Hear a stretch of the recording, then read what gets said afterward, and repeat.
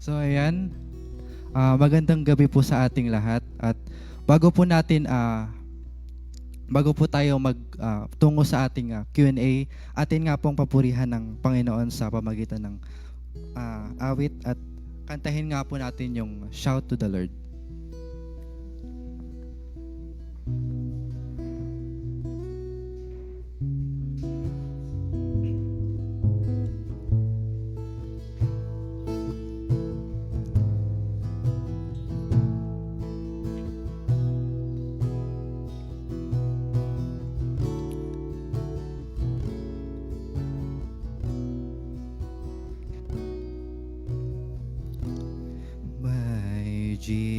Jesus, my Savior, Lord, there is none like you. All of my heart, I want to praise the wonders of your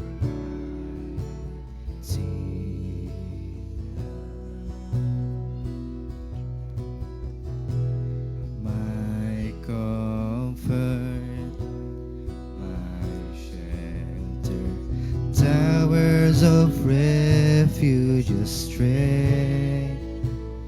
Let every breath, all that I am, never cease to worship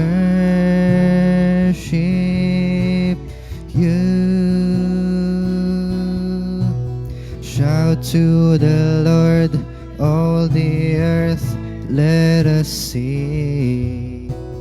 Power and majesty, praise to the King. Mountains bow down and the seas roar at the sound of your name. I sing for joy at the work of your hands. Forever I love you, forever I stand.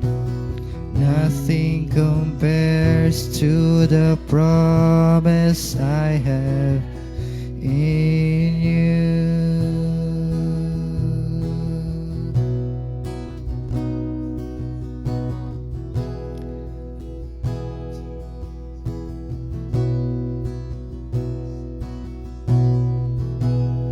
My Jesus, my Savior, Lord, there is none like you.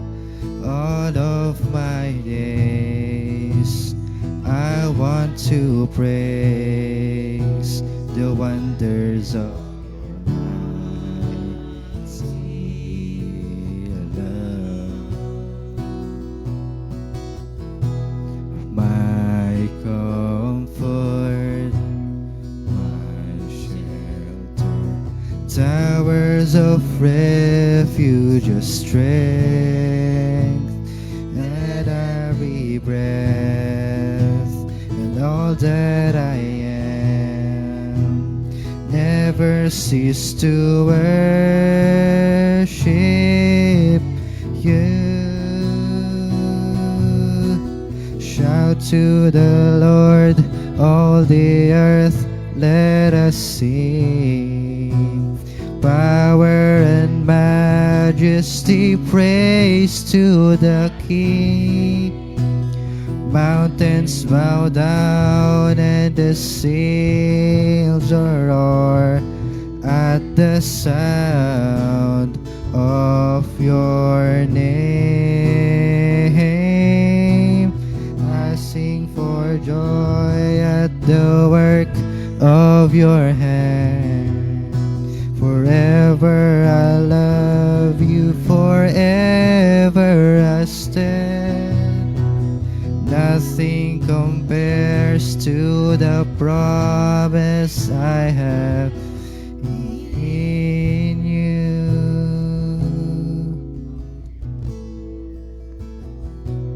Yes, Lord, we worship and we glorify your holy name, O Lord God. Lord, sa gabi pong ito, Lord, patawarin niyo po yung bawat isa sa amin, O Lord God, sa hindi po kalugod-lugod na nagagawa namin sa inyong harapan, O Lord God. Lord, pagkalinisin niyo po, O Lord God, yung puso ng bawat isa sa amin, O Lord God. At gawin niyo pong banal ito, O Lord God. Lord, continue to move mightily, O Lord God, sa buhay ng bawat isa sa amin, O Lord God. Lord, ngayon pong gabi na ito, Lord God, guide us, O Lord God, na maging successful po, Lord God, itong Q&A, O Lord God. Lord, give us the knowledge and wisdom, O Lord God, sa mga questions po, O Lord God, ng mga kapatid po natin, O Lord God. Lord, at I give, O Lord God, the highest praise, and binibigay ko na po lahat ng papuri at pagsamba in the mighty name of Jesus. Amen.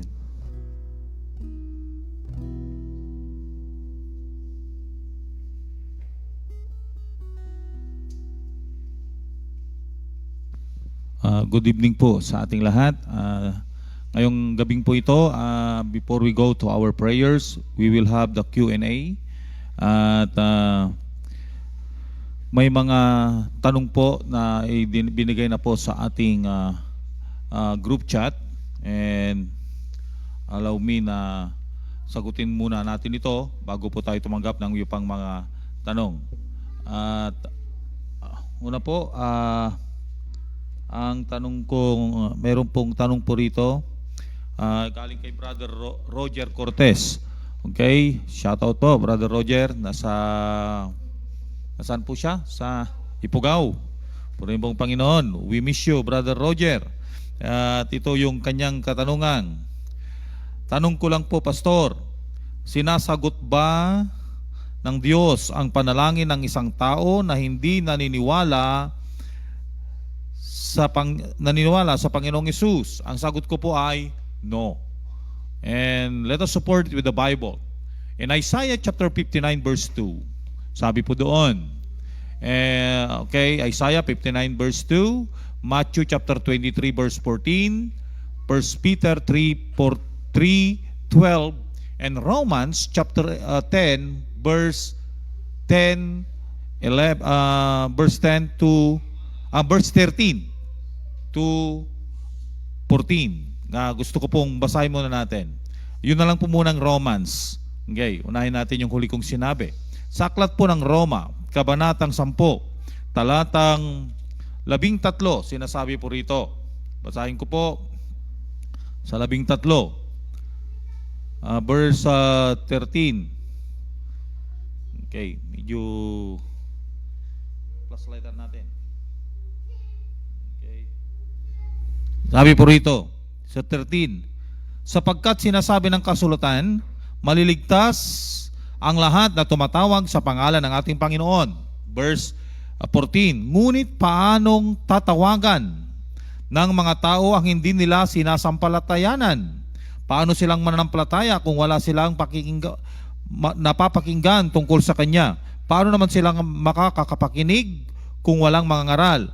Doon po sa King James Version, sabi po ganito. King James Version, sinabi po niya sa Roma, verse 13 to 14. Okay, basahin ko lang po sa iba pang version. Sa magandang balita po yun. Yun din po ang rendition niya. Kaya lang po may, sabi niya rito, sapagkat ang lahat ng nagsisatawag sa pangalan ng Panginoon ay maliligtas. Verse 14, paano nga sila magsisatawag doon sa hindi nila sinampalatayanan? At paano silang magsisisi, sampalataya sa Kanya na hindi nila napakinggan? Doon pa lang. Yung nga po ang logic nun paano siya tatawag kung hindi siya naniniwala? Doon pa lang po sa tanong na hindi naniniwala, paano siya tatawag? Paano siya mananalangin? Hindi siya naniniwala. Okay. Added to that, in Isaiah 59:2, nakasulat doon sa Isaiah 59 verse 2. Basahin natin. Simulan na po natin na basahin. Ayan natin Biblia ang sasagot sa lahat ng tanong natin. 59 verse 2. Sabi doon, verse 2, ngunit ang sala mo ang nagiging dahilan, kaya di marinig ang dalangin mo at siya ring dahilan sa paglalayo ninyo. O di ba maliwanag doon? Sinabi po doon na dahil, sabi niya rito, ngunit ang sala mo ang nagiging dahilan, kaya di marinig ang dalangin mo. Hindi siya naniniwala sa Diyos, hindi siya naniniwala kay Jesus. So ibig sabihin, yun pa lang, ang nagpapakita na siya ay may kasalanan. Makasalanan siya. Paano siya pakikinggan ng Panginoon? Sabi ng Diyos, ang kasalanan mo ang nagiging dahilan para hindi marinig ang dalangin mo. Okay, Matthew 23:14. Buksan natin. Lahat na ng verse na sinabi ko para wala na po tayong masabi. 23 verse 14. Okay. Sinusundan niyo po ba ako mga kapatid sa mga Bible ninyo? 23 verse 14. Sabi po rito, sa 14. 23:14. Sabi, sa aba ninyo mga iskriba at mga pariseyo, mga mapagpaimbabaw, inuubos ninyo ang kabuhayan ng mga babaeng balo at sinasangkalan ninyo ang pagdarasal ng mahaba. Dahil dito lalo pang bibigat ang parusa sa inyo. Okay. So ito yung mga makasalanan, mga pariseyo at sadosyo na nananalangin ng mahaba pero hindi pakinggan kundi parurusahan. Now tignan natin sa 1 Peter chapter 3 verse 12. 1 Peter. Okay. Ilang verse na yon? Dami na, no? Siguro dito na yung last natin. 1 Peter chapter 3 verse 12. Tingnan natin ang pagkasabi sa magandang balita. King James kasing binasa ko kanina. Okay, 3:12. Ang mata ng Panginoon ay nakatuon sa matuwid. Panalangin nila'y malugod na agad dinidinig. O, sino yon? Sinong dinidinig? Ang panalangin? Mga matutuwid. Ngunit tuwing nakikita ang sa taong gawang lihis, yaong banal niyang mukha sa puot ay nagngingit-ngit. O, doon pa lang, di ba? Nagagalit siya, nagngingit-ngit siya sa mga gumagawa ng kasamaan at mga makasalanan. Pero dinidinig niya yung panalangin ng mga sumasampalataya at matutuwid. Purihin po ang Panginoon. Amen? So, yun po yung tugon kay Brother Roger. Now, may tanong din si Brother Solomon, Katabay Ochabe. Sabi niya rito sa kanyang tanong, balikan ko lang po ang kanyang tanong. Sabi niya po, okay, may mga tanong na rito sa kwan. Pakikuan na lang mamaya. Ito lang muna ng mga... Okay, nandito. Nasaan na? Ayong kay Brother Mon. Okay. Brother Mon. Good morning po, Pastor. Tanong ko lang kung iisa ba ang Diyos ng Christian at Muslim? Okay. Ano bang pangalan ng Diyos ng Allah? Okay. Okay, sa atin naman ay Eloah or Elohim. Alam niyo po ba na ang mga Islam ay tinatawag nila ang kanilang Diyos na Allah? And that is the Arabic word. Arabic word from Quran. It is the Arabic word for or Eloah or Eluhem. Na Hebrew word din ng Diyos natin na sinasabi doon po sa Old Testament. Na ang ginamit po doon ay Hebrew language. Ang pagkasulat po ng Old Testament ay ang ginamit ay Eloah or Elohem. At ang Arabic niya ay Allah. Nang ibig sabihin ay the one and only God or the Almighty God. So ibig sabihin, yung Allah, it is Arabic word for Elohem, is the same. Okay? Kaya wala pong pagkakaiba. Pinalitan lang ang pangalan. Kaya nga ang sabi ng Diyos doon sa Exodus chapter kay Moses ay, ano ang itatawag ko sa iyo? I am who I am. Sabi ng Panginoon. Okay. So, yun pong sagot. Yes, pareho po. Ang pagkakaiba lang, ano pagkakaiba natin, Pastor? Okay. In the belief of kay Christ at sa kanilang prophet kay Muhammad. Ayun po. Doon na po nagkakabanggaan. Okay?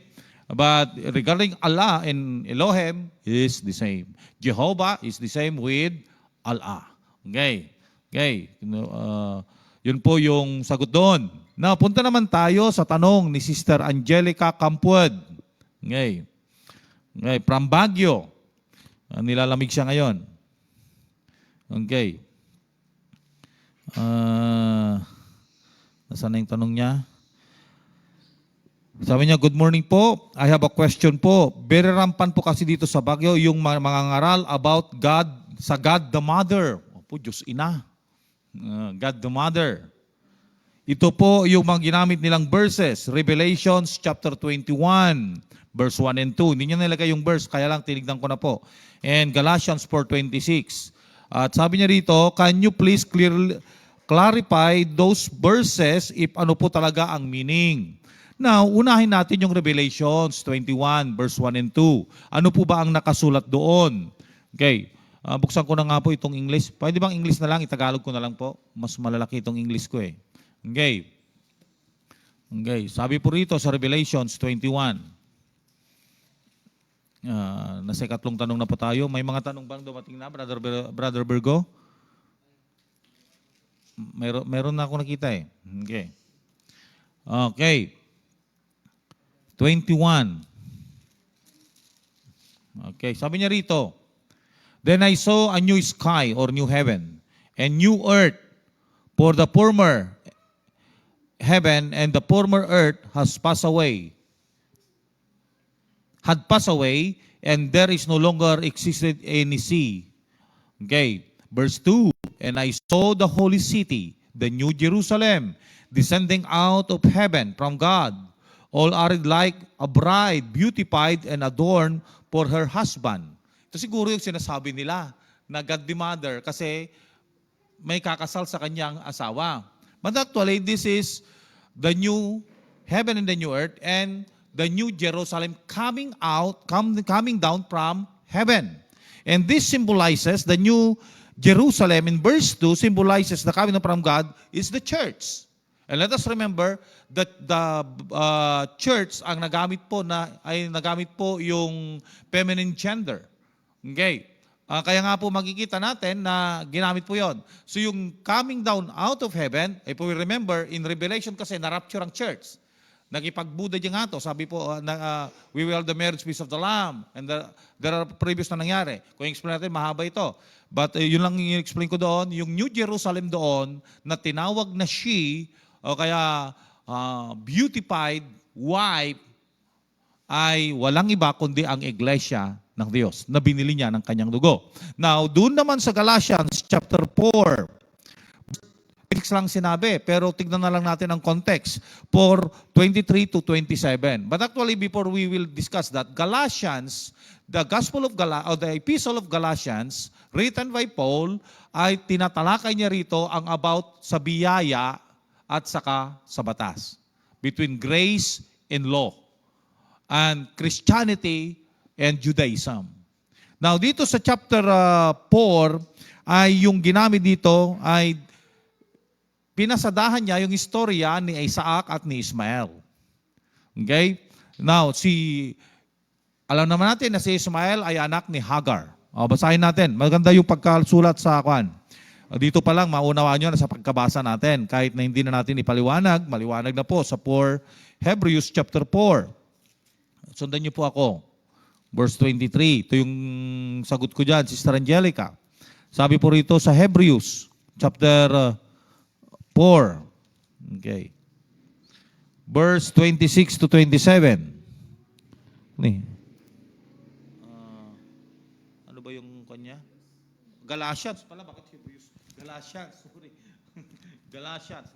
Galatians pala yung tanong niya. Galatians 4:23 to 27. Ba't pumunta ako sa kwan? Okay. Galatians. Okay. Tingnan natin ang Galatians 4:23. Sabi rito, sige ba ako sa 23. Sabi po rito, ang anak niya sa alipin ay ipinanganak ayon sa karaniwang pangyayari. Ngunit ang anak ng malaya ay bunga ng pangako ng Diyos. Ito'y isang talinghaga. Okay?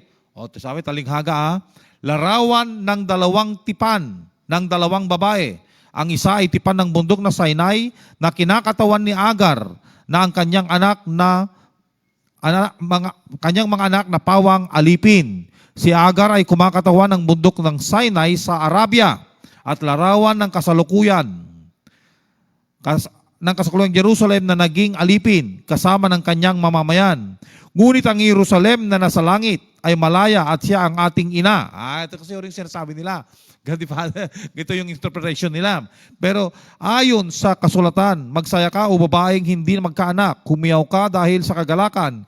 Ikaw ay makakaranas ng pagdaramdam at panganganak sapagkat higit na marami ang anak ng babaeng nangungulila kaysa babaeng may asawa. Now, tingnan natin dito. It is the illustration, yung pong illustration po ito, yung istorya ni Isaac at ni Ismael, ng nanay nila ay si Agar at saka sinong nanay ni Isaac? Wala. Nanay. Sino ang nanay ni Isaac? Rebecca daw. Sino ang nanay ni Isaac? Si Sarah. Okay. So, yun po yun. Kaya sabi niya dito, isang talinghaga. Sabi niya, isang talinghaga. Nang tinatalakay niya, bakit ginamit niya itong talinghaga? Anong meaning talinghaga ito? Itong istoryang ito is a comparison taken from which illustrate difference between such as rested in Christ and such rested in the law. Ini-illustrate niya si Ismael as living in the law and na nagtitiwala sa batas, kasi ang tinatalakay niya sa Galatia is about law and grace. Itong isa naman ay grace or rested in the grace of our Lord Jesus Christ. Ito yung mga nagtitiwala o namumuhay sa batas at namumuhay doon sa biyaya. Ito yung gusto nilang ibig sabihin. Kaya yung ginawit yung mother doon, hindi po ibig sabihin God the mother na. Hindi po yun. Yun po yung explanation nun. Sometimes they're interpreting in their own knowledge na gusto nilang patunayan at magtayo ng iba't ibang mga idea, pero hindi po yun ang ibig sabihin nito. Ang ibig sabihin nun, it is the allegory nung pong living in grace and living in law. So yun po yun. Okay.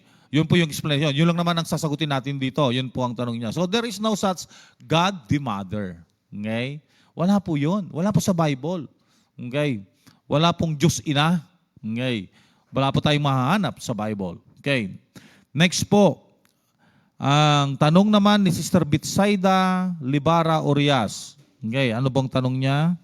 Basahin po natin yung tanong niya.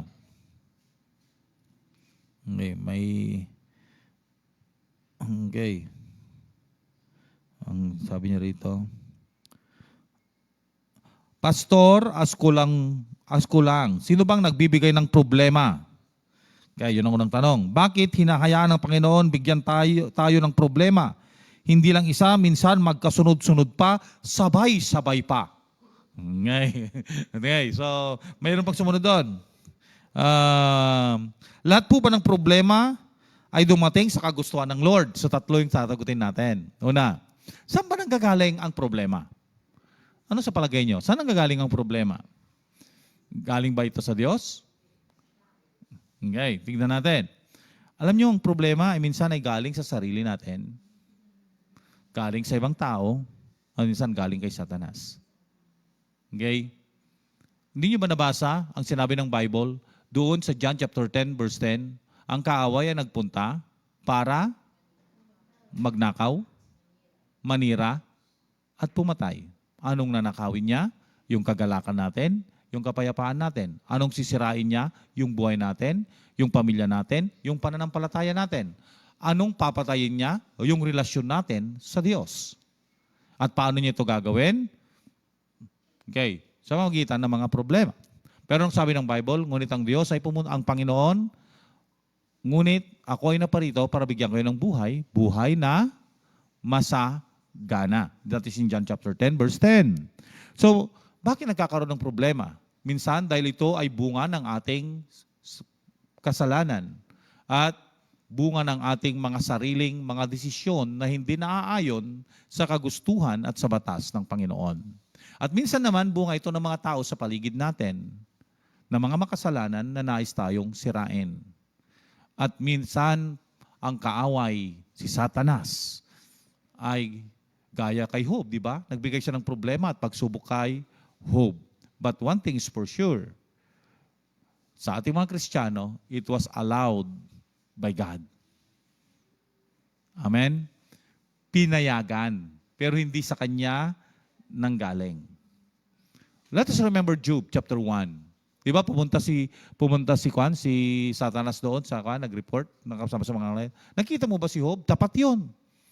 Ano sabi? Tapat yun na, tabi ni bless mo. Kunin mo nga lahat ng blessing mo sa kanila. Anong sabi ng Panginoon? Sige, gawin mo ang gusto mo sa Kanya, huwag mo lang kunin ang Kanyang buhay. So he was allowed. Binayagan siya. Hindi niya sinabi kung ano ang gagawin ni Satanas. Pero pinayagan niya lang. Basta may limitasyon yung Kanyang gagawin. Kaya yun po yun. Okay? So sa sarili mo kung minsan, dahil sa mga maling desisyon mo, sa tao sa paligid mo, kay Satanas. So ang sumunod na tanong niya ay, anong sumunod na tanong niya? Bakit pinapayagan ng Panginoon at sabay-sabay pa? May layunin ng Diyos. Purihin po ang Panginoon. Amen? Now, nabasa niyo na ba ang Psalm 37 verse 23? Anong sanabi doon? Sa English, pagkasama niya, the step of a good man is ordered by God. 37:23. Pero alam niyo pinakamagandang verse. Bakit niya pinayagan? Basahin niyo po ang 1 Corinthians chapter 10 verse 23. Ihuhuli ko yung sagot ni Sister Ermeline. Okay, sa Romans 8:28 kasi sinagot niya sa group chat natin eh. Pero basahin muna natin ang 1 Corinthians chapter 10 verse 23. And I know that is the best answer na verse na pangsasagot natin diyan. Okay. 1 Corinthians 10:23. Okay. Ang sabi po dito, 10:23, 1 Corinthians chapter 10 verse, hindi 10:23 pala. 1 Corinthians chapter 10 verse 10 to 13. Yun po. Sorry. 10 to 13. Simulan ko po, basahin. 1 Corinthians chapter 10 verse 10 to 13. Huwag din tayong magreklamo. Ay, medyo lalakasan ko yun ha. Tulad ng ilan sa kanila, kaya't nilipol sila ng anghel na mamumuksa. Nangyari ito sa kanila bilang babala sa iba at nasulat upang turuan tayong mga inabot ng huling panahon. Tayo yon. Kaya nga, mag-ingat ang sinumang nag-akalang siya'y nakatayo, baka siya'y mabuwal. Verse 13, ito na po. Wala pang pagsubok na didumating sa inyo na didinanas ng lahat ng tao. Tapat ang Diyos at hindi niya ipahihintulot na kayo'y subukin ng higit ng inyong makakaya. Sa halip, pagdating ng pagsubok, bibigyan niya kayo ng lakas upang mapagtagumpayan yon. Purihin po ang Panginoon. Amen. So, Sister Betsaida, kahit sabay-sabay pa yan, sabi niya rito, walang pagsubok na hindi naranasan ng bawat tao. Pero tapat ang Diyos. Anong sabi niya roon? Imbes na magreklamo tayo, manampalataya na lang tayo. Sabi niya ito, sa halip, pagdating ng pagsubok, bibigyan niya kayo ng lakas upang mapagtagumpayan ito. At tapat ang Diyos at hindi niya ipahihintulot na kayo'y subukin ng higit sa inyong makakaya. Purihin pong Panginoon. Amen. Yung tanong niya kasi, bakit sabay-sabay pa, magkakasunod pa? Hinalaw ng Diyos yan kasi alam niyang kaya mo. Hindi kanya bibigyan ng hindi mo kayang buhatin. At sabi niya, tapat siya. At sa panahon ng iyong problema, ng iyong mga pagsubok sa buhay, anong sabi niya doon? Anong sabi niya sa huli? Bibigyan niya kayo ng lakas upang mapagtagumpayan ito. Diba sabi ng Apostol Pablo sa 2 Corinthians chapter sa chapter 12 verse 9, nanalangin ako sa Diyos na alisin, sabi niya, itong tinik ng aking laman. But the Lord answered, my grace is sufficient for thee. Ang biyaya ko ay sapat sa iyo. Purihin po ang Panginoon. Amen.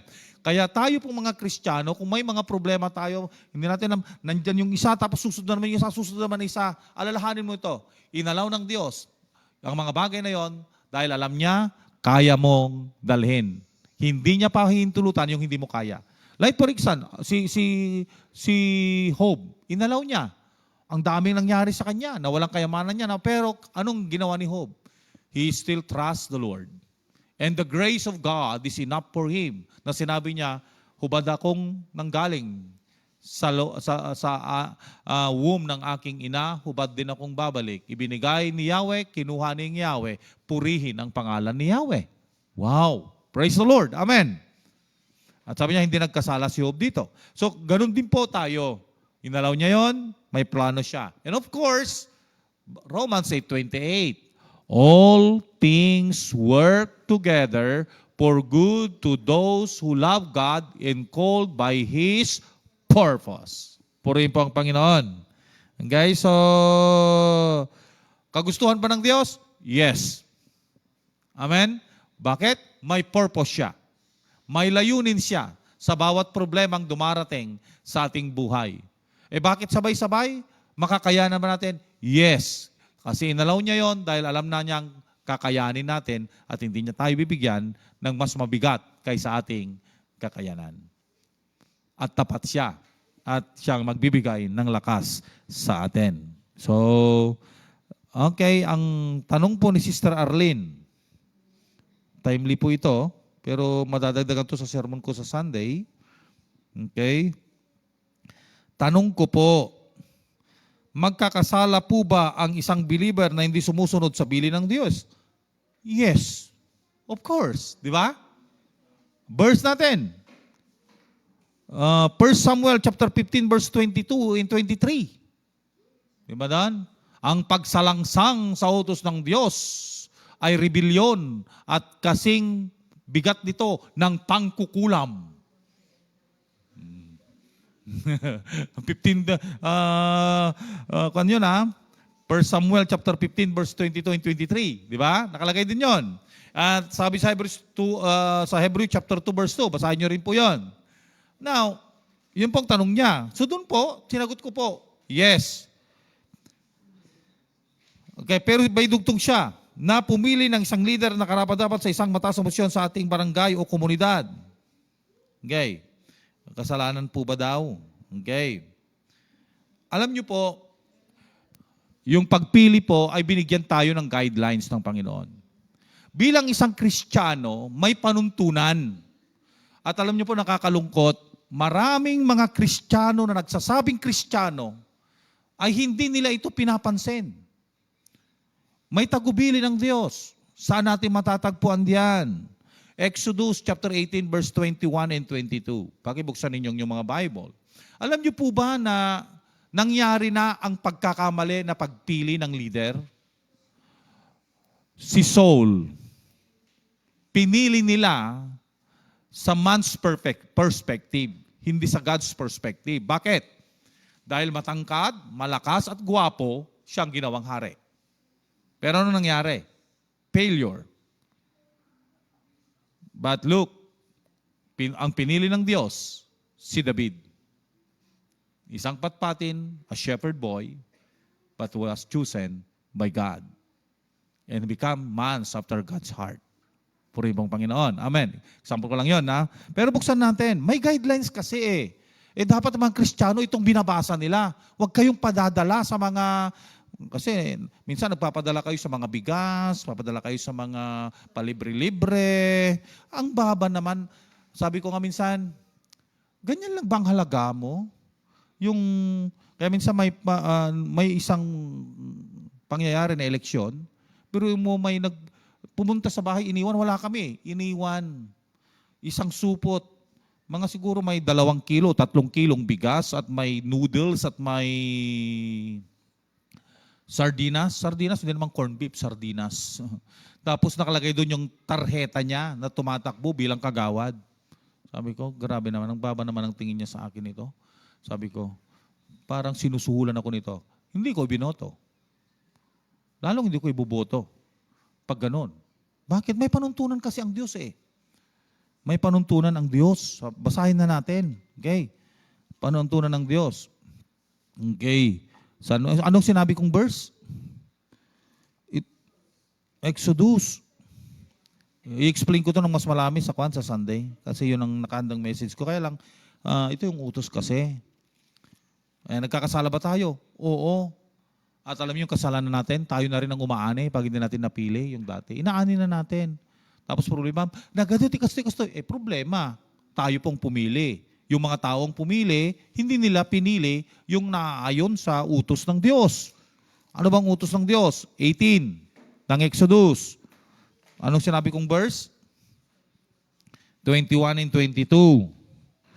Okay, basahin ko po. Ngunit pumili ka ng mga taong may kakayahan. May kakahayaan. Tignan mo yung kumakandidato ngayon. Mga kumakandidato, may kakayahan ba sila? Di ba sabi ko nung signing ng Memorandum of Agreement, mas mahirap ng maging barangay official kaysa maging mayor. Mas mahirap maging barangay captain kaysa maging mayor. Bakit? Walang vice kapitan. Ibig sabihin, siya po ay both legislative, executive, at judiciary. Buti sa munisipyo, may municipal judge, may municipal mayor, may municipal vice mayor. Dito, may barangay judge ba? May barangay vice kapitan ba? Wala. Yung kapitan, siya po ang mag-preside, siya po ang mag-execute, siya po ang mag-judge. See? Dapat may kakayahan ba talaga siya? Kaya niya ba? Okay. Higit sa lahat, ang sabi niya rito, may takot sa Diyos. May takot ba siya talaga sa Diyos? Yun yung mga qualification na tinitingnan natin. Ano pa po? Ano pa? 22. Okay, 21.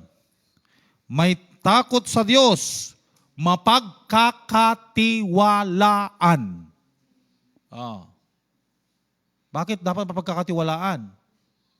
Tripartite Nakakalungkot po ngayon. Alam niyo po ba? Ito, ewan ko kung confirm na to kasi kagabi we are discussing in bus galing sa Ilocos Norte. Sa Alaminos, meron na po ngayong honorarium ang SK Kagawad.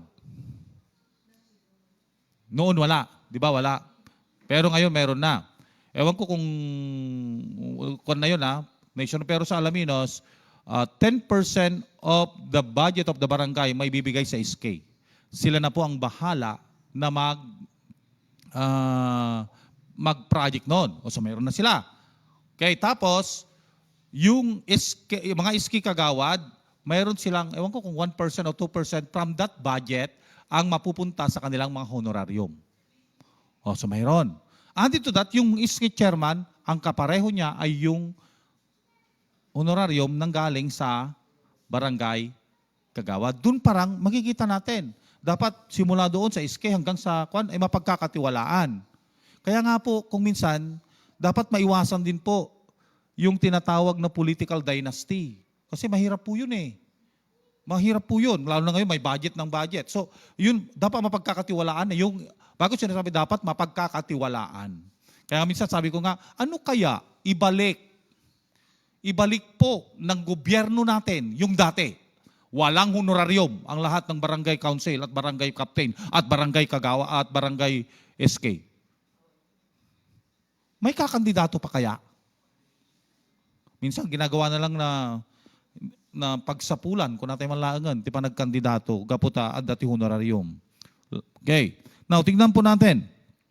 Mapagkakatiwalaan ba yan?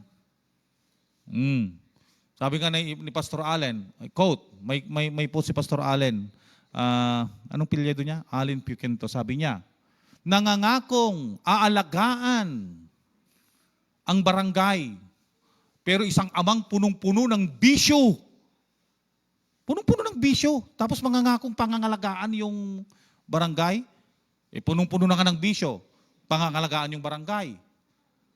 Di ba? Ito yung mga sinasabi natin na tignan din natin. Mapagkakatiwalaan. Ano pa? Di nasusuhulan. Di nasusuhulan. Pero mas maganda yung pag-ibang sa Ingles Man of integrity. Alam niyo po ba ang iba pa na utos? Doon po sa New Testament. Doon po sa 1 Timothy. At sinabi niya, yung mga mamumuno, yung mga tututukan na maging elder of the city, pwede rin na pala natin yon. Yung mapagtimpi. Man of integrity, nandun yon. Tayo mga Kristiyano kasi, nagpapadala pa. Hindi natin itinang Biblia natin. Huwag na tayong magpadala pa sa tradisyonal. Maging mature ng mga Kristiyano dapat. Kahit na kamag-anak mo, kung hindi naman kwalipikado, huwag mo nang iboto. Pumili ka na, pastor, wala namang makadiyos sa kanila. Pareho sa nilamang demonyo. Yun ang problema. Yun ang problema, di ba? Kaya manalangin na lang tayo kung sino ang iboboto natin. Kasi ang nakataya dito, yung kapakanan ng bayan. Yung kapakanan ng gawain ng Panginoon din. Bakit? We are in partner. Nandito pa rin tayo sa barangay. Kaya nga po, pag-ingatan po natin. Pag-ingatan po natin, hindi lamang dahil nasusulan ka, hindi lamang dahil ganito, mabibigyan ka, may benepisyo ka, pinangako sa'yo. Huwag po yun. Personal na po yun. Ang tignan mo, yung mas mahaba, mas kapakanan. Dito, alam niyo po ba ng advice? In-advisean dito? Kasi para may pangkat-pangkat, may tag 150, tag 1,000, tag 10 ang kanyang pangangasiwaan. So, maliwanag dito na yung mga pipiliin natin ay yung mga dapat karapat-dapat. So, inutos na ng Diyos. Kaya please, be wise. Kristiyano, bumuto ka ayon sa salita ng Panginoon. Amen? Amen. Makita yung siguro, dagijay kwalipikado. Makita yung siguro dahil napintas ti damag na. Agkakabarang amoy, nagpintas ti barangay, taga-amu kayo amin. Di mat? Amuyo, no sino, di karapat dapat. Alam ninyo yan. Sa barangay ninyo, alam nyo yung nananakot, alam nyo yung mangkigkigtot, alam nyo yun. Alam nyo naman yung kahit napagsalita na ng masama, ay nakangiti pa rin. Hindi gumagante. Palabsin na. Alam nyo naman yon siguro. So, ganun na lang po. Tingnan po natin. Okay, may tanong pa ba? Nasagot ko na yon? Meron na ba? Meron ba sa chat?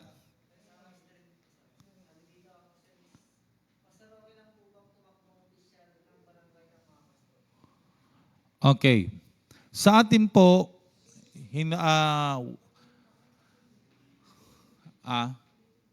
ulitin po yung tanong. Ang tanong, okay lang ba na tumakbo ang isang pastor sa barangay? Alam niyo po, sa firstborn po, even in the Bible, you cannot serve two masters. At sa atin po, sa atin, hindi po pwedeng tumakbo. O nasa spiritual ka na, pupunta ka pa doon. Ibang ministeryo doon, ibang ministeryo dito. If you are really called by God, Okay, doon na rin pa tayo sa Exodus. Bakit inadvisean, tingnan niyo sa Exodus, ito ginagawa lahat ni Moses dati. Tingnan nyo, basahin natin. Mas maganda, sa Biblia na lang tayo. Hindi na lang po ako. Okay. So, doon nyo po ako sa 18 Balikan natin konti. Bumalik tayo. Okay. Okay, sabi niya rito. Kinabukasan naupo si Moses upang hatulan ng tao tungkol sa di nila pagkakaunawaan. Inabot siya ng gabi sa dami ng tao. Nang makita ni Jethro ang hirap na inaabot niya sa kanyang ginagawa, tinanong niya, ano ba ang ginagawa mo sa mga tao? Bakit maghapon kang nakaupo at napapaligiran nila?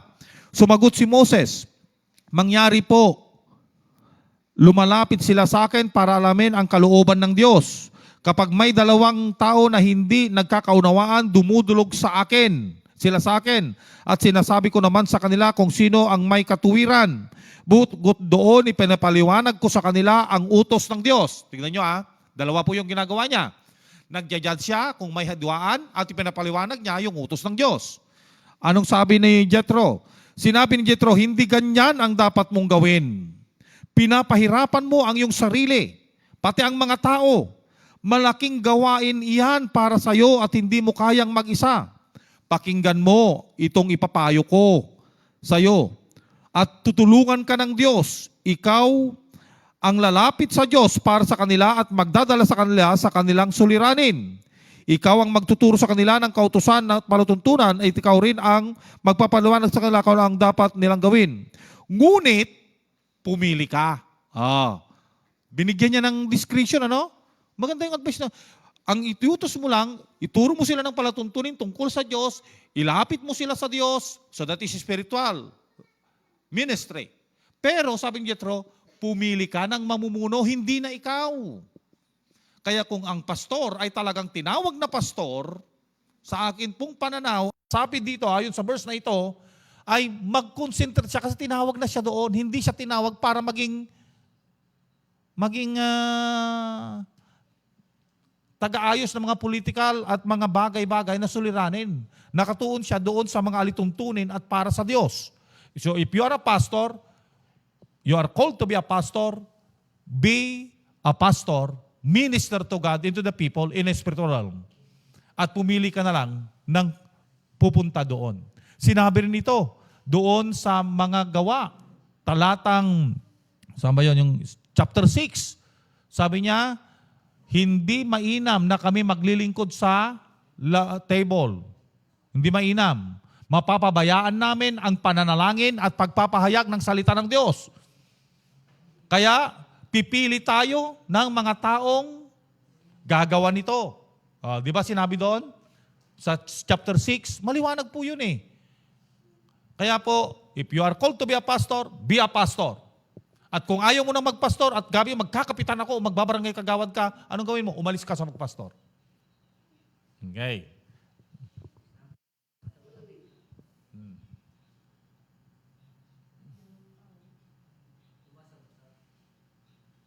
Ano yan? Pastor. Pastor, kung isang tao ay nanalangin at that moment may nag-plus na nakita niya sa inyong pananaw, Pastor, galing po ba ito sa Diyos? Okay. Plus na pangitain. May nag-plus na nakita niya sa inyong pananaw, Pastor, galing ba ito sa Diyos? Okay. Sa inyong pananaw. Now, there are times that God will speak to us sa pamamagitan ng mga ganitong bagay. Kasi sa Joel chapter 2, verse 28 and 29, in the last days I will pour out my spirit and your, sabi niyo doon, ang yung mga son and daughter will see vision, they will dream dreams, panaginip, sabi niya doon. Pero sometimes, dito tayo nagkakadiferensyahan. Lalo na nami-misinterpret natin. Sometimes, doon natin dapat matatawag yung madidiscern din naman natin at the final authority is the Word of God. Halimbawa, baka nag-plus sa'yo, bago ka nanalangin, yung iniisip mo. And it will have an effect to your subconscious mind. Okay? Kasi yun ang kaya mag-plus sa'yo. Nag-plus sa akin. Kasi halimbawa, example, nananalangin ka. Punta na lang tayo sa binata. Nananalangin. Sabi na, Lord, mahal na mahal ko si Grace. Sinasabi mo, mahal mo si Grace. Nag-plus. Sa isip mo, nakita mo na kinakasal kayo. Sa palagay mo walang epekto yung inisip mo doon sa nag-plus sa'yo? Sometimes yon. Now, may mga pangyayari na wala ka namang iniisip. You just pray to the Lord.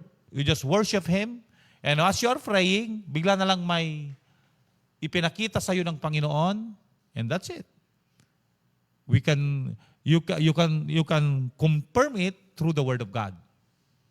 Nag-plus sa'yo. Sabi na, halimbawa, nananalangin ako. Sinabi ng Panginoon, biglang nag-plus sa akin.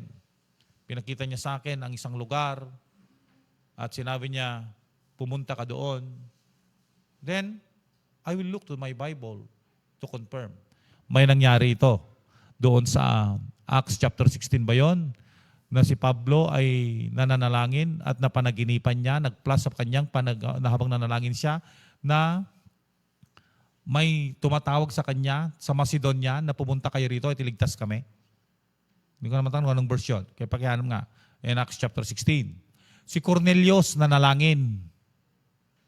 Ipinakita sa kanya ng Diyos na dapat plinas ng Panginoon sa isip niya, pupunta siya saan siya pupunta? Kay Pedro.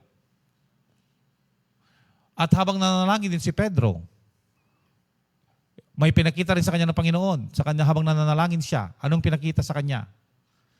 Isang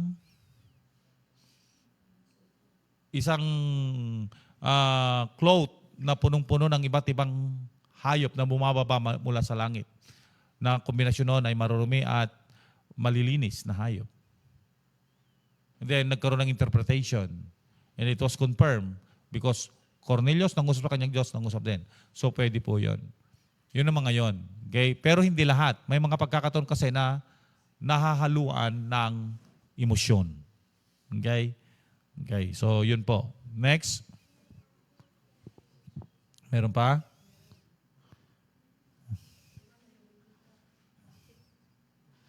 May tanong dito si Sister Gina. Okay. Pastor, kung isang tao ay matagal na ng mananampalataya, yet hindi siya tutong tumanggap sa Panginoon, hindi kaya ang taong yun ay dinadaya lamang ang sarili? Hindi kaya nagkakasala ang taong yun tuwing pumapasok sa church? Anong tawag sa taong yun? Simple, hypocrite. Mapagkunwari. Kasi doon na lang, paano kung isang tao ay matagal namang mananampalataya, yet hindi tutong tumanggap sa Panginoon? Hindi siya mananampalataya. Churchgoer. Okay? Churchgoer. Pumapasok sa church. Anong tawag sa taong yon? Na nagpapanggap? Mapagkunwari. Yun lang sagot doon. At sinabi naman ng Biblia, Matthew chapter 7, verse 21, hindi lahat ng tumatawag sa akin ng Panginoon ay makakapasok sa kaharian ng Diyos, kundi lamang yung gumagawa ng kagustuhan ng Ama. Anong kagustuhan ng Ama? Dapat magkaroon tayo ng relasyon sa Kanya. Purihin po ang Panginoon. Amen? Okay. Meron pa? May tanong po kayo? Follow up kayo?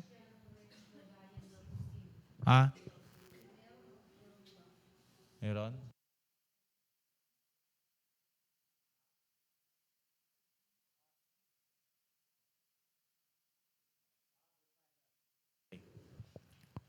Many using to promote the church, the work of the Lord, especially who are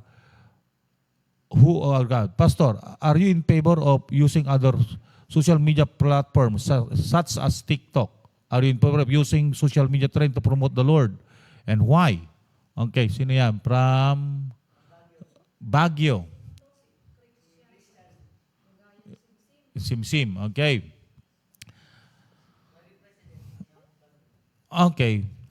Sa akin siguro, hindi ko pa naranasan magkuha ng TikTok. Ano ba yung TikTok? Nagsala-sala? Hindi lang. Ang alam kong TikTok yung nagaganon-ganon lang eh. But actually, we can use the social media to promote the gospel.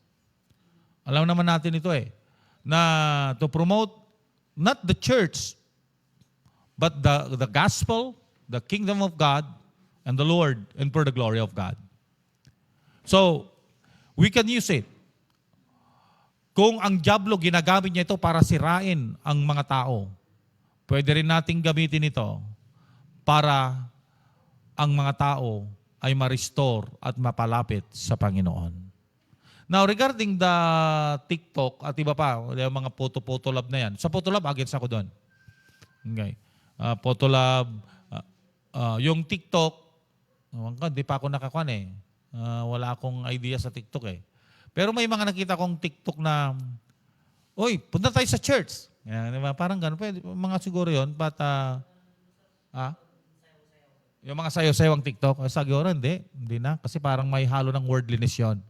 But if preaching, worship, you are promoting it and to glorify the Lord, then you can use social media. Yung TikTok, hindi po sa akin. Sa akin lang, pananaw, hindi po. Kasi, the very reason, kasi po ay may halong worldliness eh. You are promoting holiness and spirituality. And why hahaluan mo na indecency? Indecency and worldliness. Hindi po pwede yun. Okay? So, pero yung mga reels, yun alam ko yung reels pwede. Oo.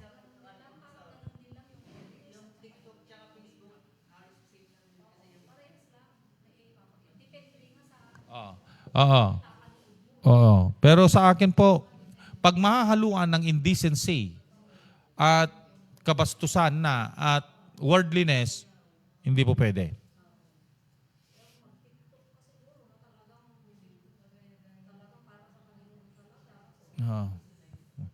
Pero kung may other form na hindi questionable, then why not use the unquestionable?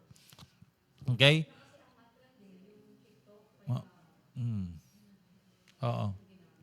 Oo. So sa akin po, yun po. Pwede natin gamitin ang media platform. Okay?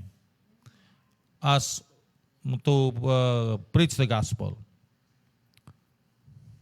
Okay, meron pa ba? Meron kayong tanong? Ay, yung 69 kanina, yun yung panaginip ni Pablo. Okay. Thank you, Sister Dali. Dapay? Meron pa?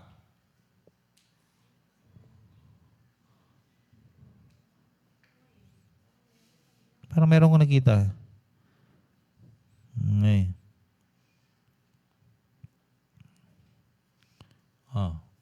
Meron kayong nakita dyan? Wala. May follow-up kayo? Kaya magtanong din kayo. Young people, tanong. Sister Amy, anong follow-up mo sa tanong ni Brother Solomon?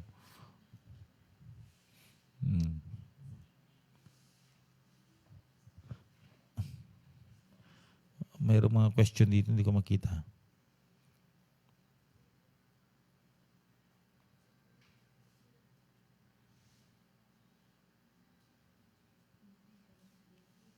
Sabi ko, I will answer categorically kay Sister Arlene, ano? Oo, kasalanan yon. Pag hindi mo sinunod, kasalanan pa rin. Advice ng Bible eh.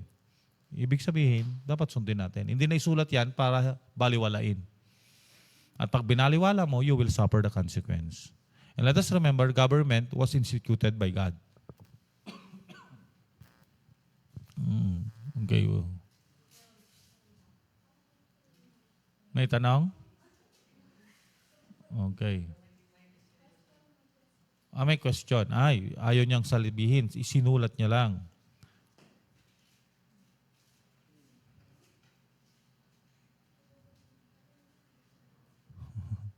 Pastor, ano po ba ang wala sa Islam at Judaismo na mayroon sa Christianity? Christ. Christ. Simple as that. Why? The Judaism didn't believe Christ. Hindi nila naniniwala kay Kristo. Si Kristo lamang ay isang ordinaryong propeta. Same as true to the Islam. They didn't believe Jesus Christ as the Savior, as the Messiah. But Jesus Christ is a mere prophet and a mere healer. Yun lang paniniwala nila. They are rejecting Christ.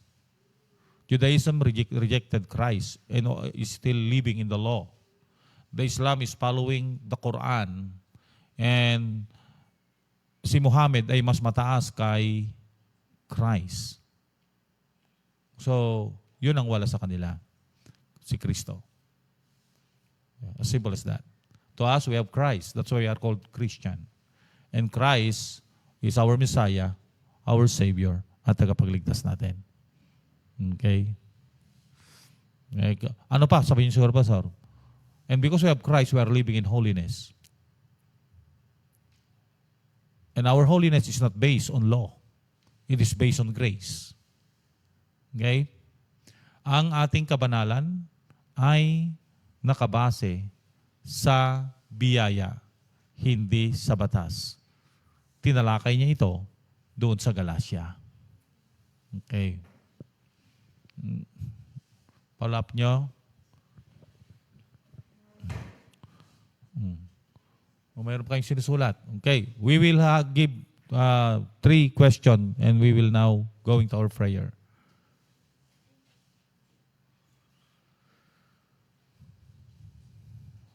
Mayroon pa?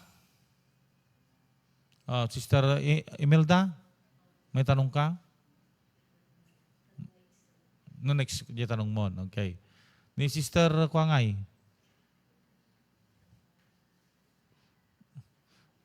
Dali. Kini Sister Mila. Okay. Sister Amy. Kay Lisel, sinagot ko na kanina yung tanong niya eh. Sinagot ko na personally yung tanong niya. Okay. Sister Vilma. May nagtanong sa akin doon sa Ilocos Norte, ka-roommate ko. Sabi niya, Pastor, anong church nyo? Doon sinabi ko, Filipino Assemblies of the Firstborn. Ano yan, Pastor? Sa evangelical ba, we call, para mas kilala ka ba, biyang born again. Sabi ko gano'n. Ayun ba yung mga kanyan, mga naniniwala sa tithing? Sabi niya kagad. Then, sabi naman ng kwan, hindi lang naman kami ang naniniwala sa tithing. Even Catholic, Philippine tithing, hindi lang ini-emphasize. Sabi naman ng Catholic na katabi ko, galing sa seminary din, sabi niya, mas matindi nga yung kwan eh, yung isang sekta eh. Kasi talagang mayroong quota, sabi niya. But tithes belongs to the Lord, sabi namin. So we explained to him that tithes belongs to God. Okay? Okay? May tanong? Wala na? So, kung wala na po, wala na? Okay. So, siguro ay sa susunod. Tingnan ko po kung may mga tanong.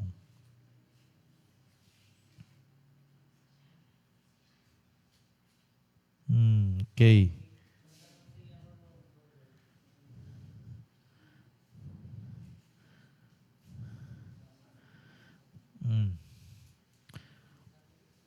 Anong tanong niya?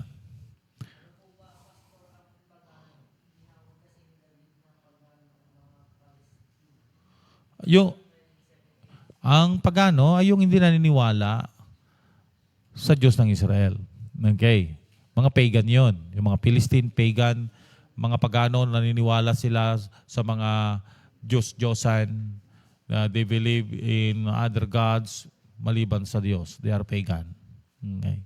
Yun po. Mga pagano ay ang mga hindi po sumasampalataya kay Yahweh during the Old Testament. They are called pagan. And they have their pagan God. Like yung mga sinasamba ng mga Pilistino, sinasamba ng mga Jebusite, mga pagano yan. Okay. Kasi hindi sila sumasamba sa Diyos na buhay. Okay? Ano pa? Wala na? Okay, last 2. Nasagot ko ba yung tanong mo, Sister Genesis? Okay. Okay. Wala na? Okay.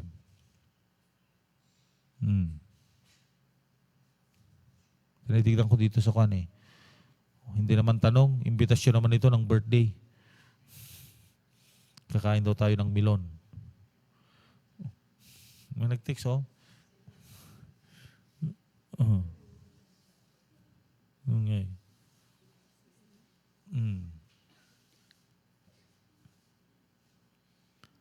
Okay.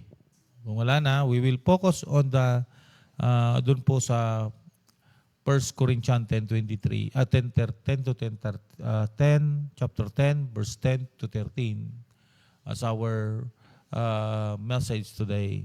Alam niyo po, pag dumarating kasi ang mga bagay-bagay sa atin, mga negatibong pangyayari sa ating mga buhay, sometimes we tend to complain. Gaya ng mga Israelita. Alam niyo po, naranasan na ng mga Israelita lahat ng blessing ng Panginoon. Naranasan nila kung paano sila pinalaya ng Diyos mula kay Paraon. Naligtas sila mga sa 10 pamain, sa 10 plaque na pumunta sa Egypt. Sila po ay naligtas. Hindi sila nang nagkaroon ng mga kuto, hindi sila kinuto. Nung nagkaroon ng mga palaka, hindi pinasok ang kanilang mga bahay. Nung yung kanilang tubig ay naging dugo, sila lang po yung mga tubig nila hindi naging dugo. Nung mamatay po lahat ng firstborn, ang kanilang mga firstborn ay hindi namatay, naligtas po. Ang mga ito ay namatay lahat ang kanilang mga firstborn. Kaya nga tinatawag na Passover. And they have experienced the goodness of the Lord. Nang pumunta sila sa Egypt, sa desert, hinabol sila ng mga Egyptian, wala na silang mapupuntahan pa. Tingnan ninyo, nagreklamo sila. Ngunit anong ginawa ng Panginoon? Mahal na mahal sila ng Panginoon. Hinati niya yung dagat na pula at dumaan sila sa dry land. At nakapunta sila. Nakatawid sila, namatay ang kanilang mga humahabol sa kanila. Yet, nagreklamo na naman sila. Nung makarating sila sa Mara in Elim, sa Mara, nagreklamo naman sila kasi walang mainom. Nakita na nila yung mga himala ng Diyos. Pero nagrereklamo pa rin sila. Sa atin, minsan nagiging parang mga Israelita rin tayo. We have experienced the goodness of the Lord. We have experienced the greatness of God in our lives sa mga nakaraang taon, nakaraang buwan ng ating mga buhay. Tapos pag may problema na tayo, nakakalimutan na natin yung ginawa ng Diyos sa atin. Nakakalimutan na natin yung mga himalang ginawa ng Diyos sa atin. And sometimes nagrereklamo na tayo. Noon nga, hindi tayo pinabayaan ng Diyos. Papabayaan pa ba kaya tayo ng Diyos ngayon? Let us remember how many years that we are in pandemic. Pinabayaan ba tayo ng Diyos? Hindi naman, di ba? Pumayat ba tayo? Hindi. Tumaba nga tayo eh. Nagutom ba tayo? Hindi. May nagbigay nga sa atin ng mga pagkain. Puri pong Panginoon. Hindi natin nakikita kung paano kumilos ang Diyos sa buhay natin. Yet, kung may mga pagsubok, may mga problema, nagrereklamo tayo at para bang sinasabi natin, bakit Lord? Bakit Lord? Bakit ganito? Hindi mo na ba ako mahal? Magandang sinabi ng 10, huwag tayong magreklamo. At magandang sinabi niya, nasulat ito para maging babala sa atin. At alalahanin natin ito, sabi niya, hindi papayagan ng Diyos na pumunta ang mga pagsubok sa atin na hindi naranasan ng bawat tao. Pero tapat ang Diyos. Yun ang panghawakan natin. Tapat ang Diyos. If you have a problem today, if you have a suffering today, kung para bang ang damdamin parang pinagsakluban ng langit at lupa, para bang ang bigat-bigat ng mga karamdaman mo, ang bigat ng dalahin mo, napakalalim yung pinagdadaanan mo ngayon. Parang napakataas yung nakabalandrang aakyatin mo. Alalahanin mo ito. Tapat ang Diyos. Handa niyo niyang tulungan. Purihin po ang Panginoon. So, instead na magreklamo tayo, instead na mag-complain tayo, instead na matras tayo, instead na mag-worry tayo, instead na matakot tayo, bakit hindi tayo sumampalataya? Instead na mag-worry tayo, bakit hindi tayo mag-worship? Imbes na magreklamo tayo, bakit hindi natin papurihan ang Diyos? At halalahanin ang kanyang mga ginawang himala sa ating buhay. Di ba nung nakaraang taon, iniligtas kanya sa iyong karamdaman, pinagaling kanya. Nung isang taon, ibinigay niya yung pangangailangan. Nung isang buwan nga lang, ibinigay niya yung pangangailangan mo. May problema ka, parang hindi mo na alam ang gagawin mo, ginabayan ka ng Panginoon. Mga kapatid, let us remember that all things that is happening to us, God has a purpose. Amen? May plano siya. Inalaw niya yan kasi may plano siya. Thank you for that question, Sister Betsaida. And it will remind us na instead na magreklamo sa mga nangyayari sa buhay, lumapit na lang tayo sa Panginoon. Tapat siya at mapagkakatiwalaan. Amen? Sabi nga po doon, if you experiencing persecution and trials in James chapter 1 verse 2 to 5. Anong sabi sa verse 5? Ask the Lord for wisdom. Tutulungan kanya, bibigyan kanyang katalinuhan para mapagtagumpayan ito. With that, shall we bow down our heads and shall we pray? Sa mga nagtanong po ng mga hope na nasagot po mula sa salita ng Panginoon. At kung mayroon pa kayong mga katanungan, mga agam-agam, just open your word, the word of the Lord, and be guided by His Holy Spirit. Pray that the Lord will guide you na masagot ito sa kanyang mga salita. Sa oras pong ito, kung ano man po, sa mga nakununood po, ano man po yung mga problema natin, yung pinagdadaanan natin, remember this, you are in the hands of God. Nasa kamay ka ng Panginoon. Hindi kanya pababayaan. Palalakasin kanya.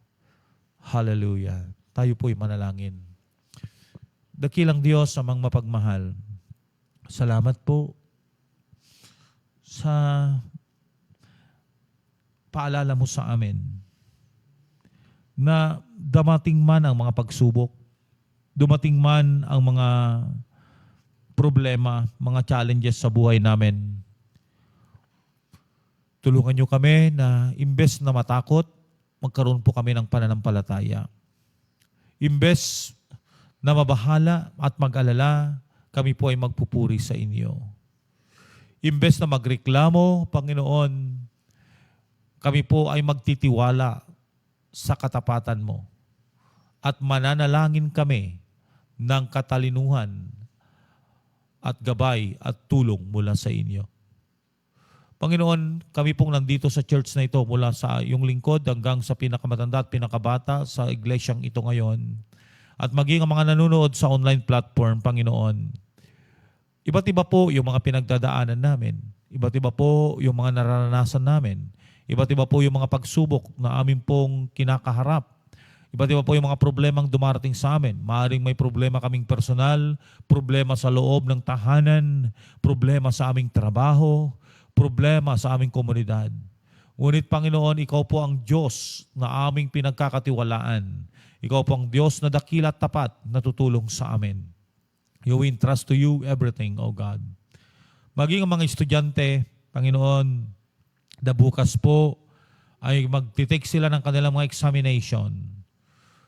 Panginoon, tinataas namin sila, yung mga, lalo po yung mga anak mo, yung mga kabataan, Panginoon, sa bawat iglesia mo. Lord, na mag-exam po bukas. We pray for knowledge and wisdom.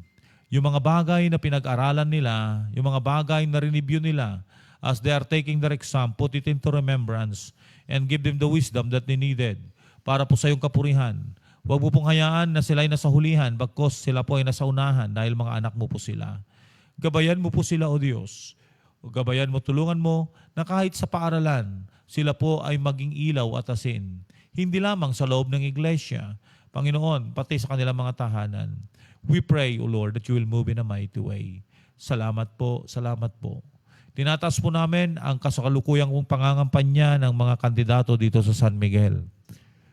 We are praying, O God, na Ikaw pong patuloy na magbigay sa kanila ng kaayusan. Ikaw pong magtuloy sa kanila ng katiwasayan. At tulungan mo sila na pangatawanan, panghawakan ang mga pangako nila sa Panginoon sa loob ng iglesyang ito at sa iyong presensya. Na sila po, Panginoon, ay mangangampanya ayon sa iyong kagustuhan at sa plataporma lamang po nila at mga layunin nila. Inihiling namin na magiging mapayapa ang panahon ng pangangampanya at paging po ang panahon ng eleksyon ay mapayapa rin po, O Diyos. At tatanggapin ano man ang resulta nito. Pinapanalangin namin ang iglesyang ito, O Diyos. Bawat miyembro, bawat mananampalataya, bawat dumadalo. Gabayan mo po sila. Tulungan mo sila sa banal na Espiritu na hindi po padadala sa kanilang mga pansariling kapakanan, kundi ang titignan po nila ay naaayon sa iyong kagustuhan at ang iyong gabay. Lord, we thank you because you are teaching us to be mature in this area. Salamat po, Panginoon. Tinataas po namin sa inyo ang aming barangay. Tinataas namin sa inyo, O Diyos. Mahal na mahal namin ang barangay na ito. At iniling namin na maghari ang kapayapaan, ang kasaganaan. At higit sa lahat may pakalat ang iyong ebanghelyo sa bawat tao at makilala ka bilang Panginoon at tagapagligtas. Salamat po, Diyos. Salamat po. Ang mga outreaches namin sa sentro, Panginoon, sa Laod, O God, at sa Mianan, Panginoon, even po sa Lucob at saka sa San Carlos. We are praying, oh God, that you will move in a mighty way. Yung mga activity namin sa iglesyang ito, our family devotions, oh God, ang aming pong Sunday worships, Lord, and even our programs sa iba't ibang department, fellowship, we pray that you will move in a mighty way. Tulungan mo, gabayan mo ang bawat isa at hayaan mong kumilos ang iyong banal espiritu sa bawat pagtitipon namin. And we will enjoy your very presence. Lord, we pray sa proyekto ng iglesyang ito na lalo pa pong mapaganda ang iglesyang ito.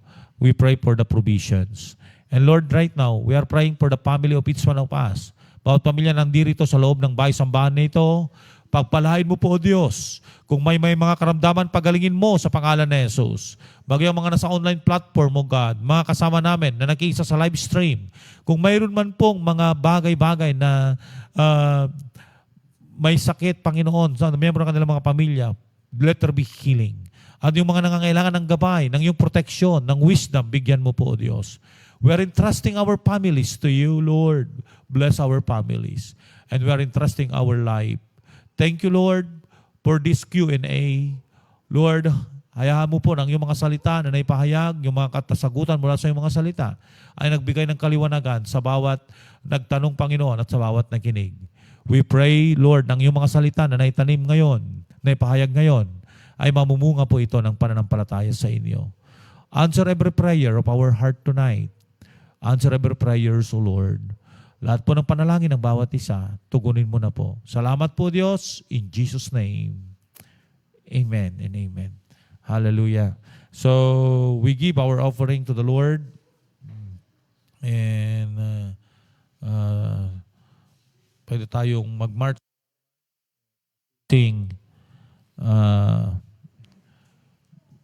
Giving brings a release. Saan yung lalagyan ng offering? Giving brings a release. Singing. Giving brings a release. Giving brings a release of signs and miracles. Giving brings a release. The more you give to God, the more He gives to you. The more you give to God, the more He gives to you. The more you give to God, the more He gives to you. Giving brings a release. Tayo pong lahat ay tumayo na and let us just offer this offering to the Lord. Panginoon, itinataas namin sa inyo ang mga offering na ito bilang aming mga handog at alay. Tanggapin mo po bilang matamis na samyo. At patuloy mo pong pagpalain ang bawat isang nagbigay nito. Ibalik mo pa po, Panginoong Diyos, ng siksik, liglig at tumapaw pa, gaya ng sinabi mo sa mga salita. At ang mga offering na ito ay magagamit po, Diyos, para lalo pong maipahayag ang iyong ebanghelyo sa pamamagitan ng ministeryong ito ng multimedia. We pray that you will bless this offering, O God. And Lord, bless also ito pong mga ministry, Panginoon, na nasa multimedia ministry at music ministry team. Continually anoint them, use them, O God. Give them the skills and wisdom that they needed for the furtherance of your gospel. Thank you very much, O Lord.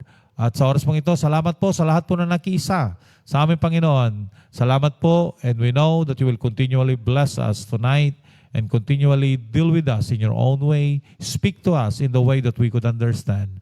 Thank you very much. In Jesus' name, amen. God bless you po.